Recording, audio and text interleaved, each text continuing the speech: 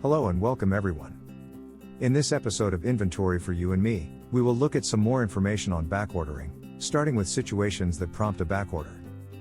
Backordering is normally adopted under these two situations. Number 1, when you get that occasional large order for a fast-moving item wherein the quantity ordered by the customer exceeds your current inventory. And number 2, when you are dealing with those relatively slow-moving or off-season products.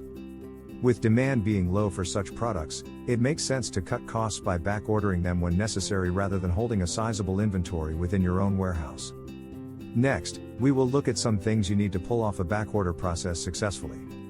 For starters, you need a network of reliable suppliers to source goods from, a proper inventory management system to keep track of such orders and their progress, and most important of all, a commitment to keep your customers informed of order-related developments at every stage so that they don't feel anxious at any given point. And that brings us to the final question. What type of products are best suited for backordering? Technically, you can apply this mechanism to almost any type of product. That said, backordering is generally more suited for goods that have a medium to long shelf life and in situations where a customer can afford to wait for the items they need. That concludes our discussion for today. I look forward to connecting with you over another topic soon. Thanks for watching.